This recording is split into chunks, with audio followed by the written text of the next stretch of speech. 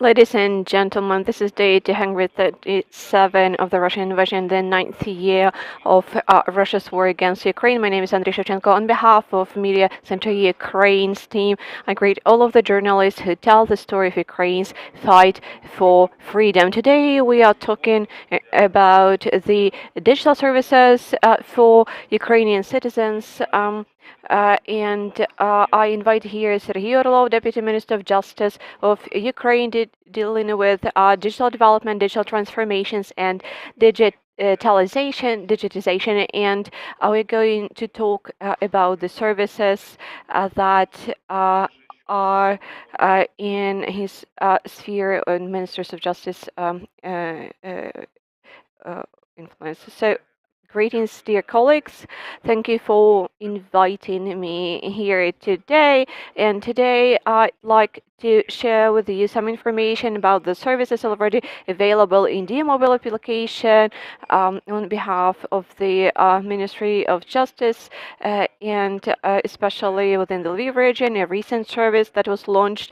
This is ordering duplicates and excerpts of civil registration documents through Diia application online. Previously, you had to address the civil registration administrations in offices, stay in lines and queues, and now we re-engineered this service provision, and Lviv region citizens and all Ukrainians can order such a document and get it mailed or receive it in the local civil registration office as soon as it's available. It's been available, the service, from the mid-summer, and we invite everybody who needs to try this out and check the quality of the service provision. The other thing I'd like to share with you is the automatic registration of business like LLCs. Previously, we provided the possibility to register private entrepreneurs and some LLCs, and last year we automated that for private entrepreneurs, and more than 200,000 already we are registered. Every seventh private entrepreneur registrates automatically like that. And the next the next step that we're going to do, so we started with paperless step, and now we're moving into the paperless step, which eliminates the corruption, personal decision making on the employees' decision making, because all of the checks are automated. If the profile gets through all of the automatic checks, this registration takes just a couple of seconds compared to a couple of days before. And another thing that we launched, this is automatic registration of LLCs. This was already launched after the active wars start, and increased this twice, so the quality was increased from 40 to 85%, and now people can register the new business at the very first attempt via Diia mobile application. And the last thing we'd like to share with you today, this is the state registration of property registration, and our Ministry of Justice has a separate term that we use. This is a property hygiene, and one of its principles is providing all of the details and information to the state registry. The majority of all of the properties in this registration system was organized up till 2013. Previously, everything was on paper. All of the documents were in persons' ownership as a paper, or at local offices as a paper. So right now we can see that, unfortunately, after the invasion, lots of documents were damaged, lost, or disappeared, and some of the offices were destroyed as well. So people faced with the problem of proving their ownership. And even though uh, even if the people have these papers, that's vulnerable for fraud. But there is a state mechanisms, and people can for free register this online into the state registry. Previously, that was a complicated process when you had to personally come to the registrar's office, then go to other related services to get all of the permissions, certificates, so on and so forth. Now we are implementing a new service. You could apply online, and the data moves, so people don't have to move. So all of the registrants receive the detail online, and they can pass on their decisions. Today we're announcing this service in Lviv region, and in the nearest future it will be available for the residents of Lviv. We'd like to also express our gratitude to Lviv regional administration, especially Lviv Oblast administration, especially to Oleksandr Kulepin, who did the impossible and launched the majority of local officers to the system, 5 out of 6. And now I invite to provide more details Oleksandr Kulepin, Deputy Head of Lviv Oblast Military Administration in charge of digital development. Could you please explain what it means for the business and the residents? My greetings. First of all, we're very happy that we are the first ever region that managed to implement and launched that. As it was already mentioned, I'd like to express my gratitude to Len Penkovich and her team who work on distributing applications among the local offices. So what's the impact? This Bureau of Technical Inventarization that 5 out of 6 were launched, now you can protect all your property from frauds. If your papers get stolen or something, you have all of the property documents online. So we've heard these stories when the state-owned property or communal or public state-owned property or any other, please, you have such a possibility, register your property rights. It will be easier for you to change the residence. If you'd like to re-register your property, it could be made automatically via Diia applications. So this is the ecosystem of services. When you have your data in the online state registry already, access to other services is easier to use. So we'd like to express our gratitude to the ministry, to all of the government and everybody who helps our digitalization. Hello.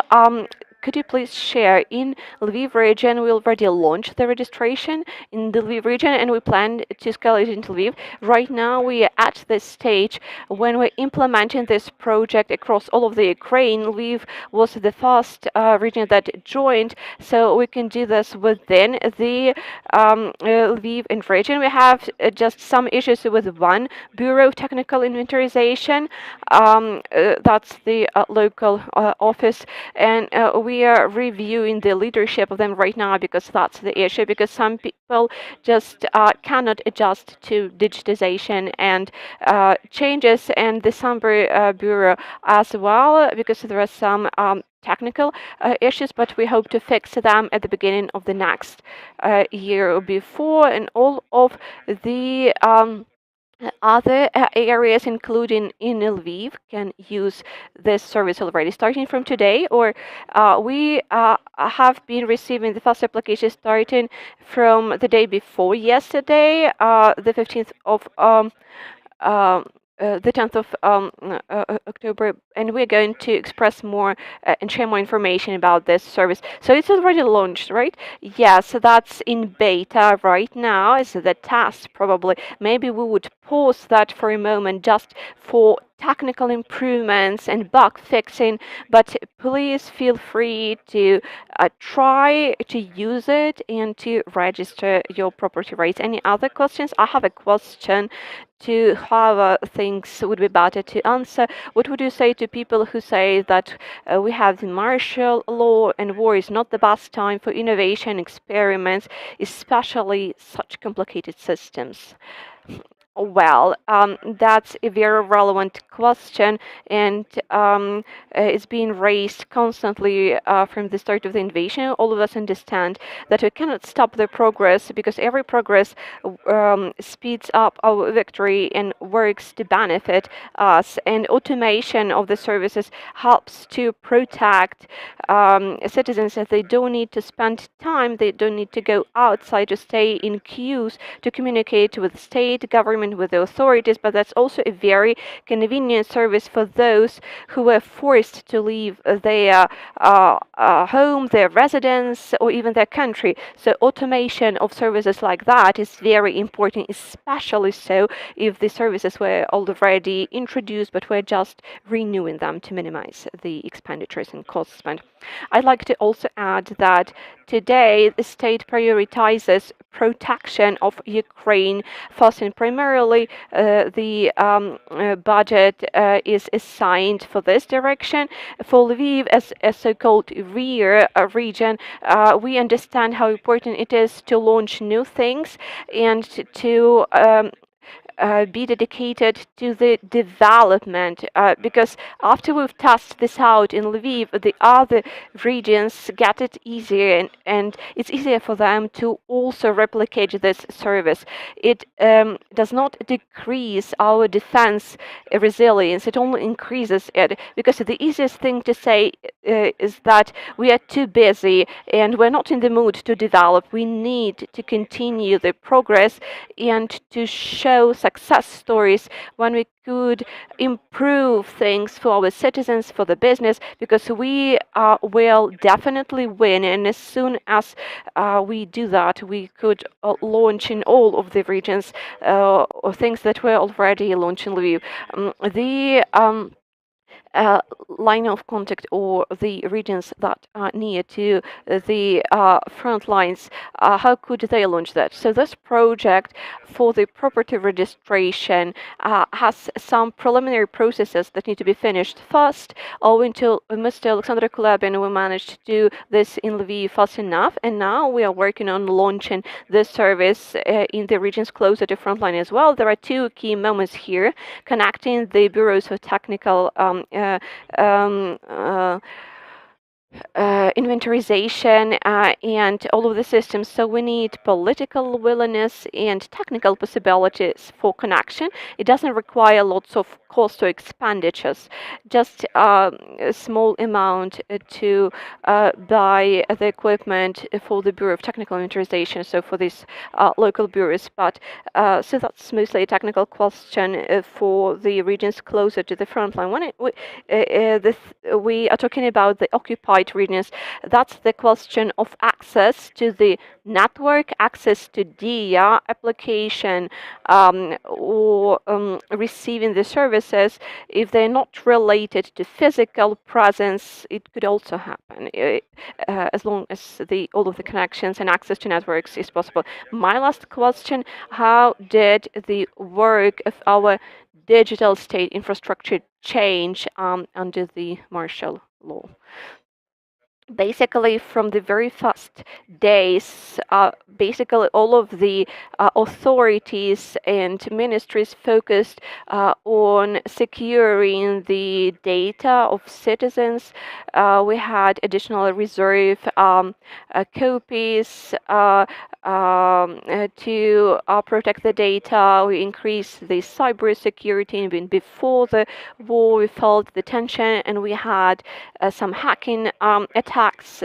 You probably saw it in the media, but the very first days and months were focused on this securing the data and also collecting the data on violating the human rights, different chatbots for collect information about the occupiers. That was the second wave of our projects. And from that time, we understood that we cannot stop the progress. Should we have any free resources like people, we need to introduce new services. So we opened our backlog, the list of projects that were supposed to be launched in the near future, and we revised them, reviewed them, reprioritized them in order to select the key priorities to help citizens.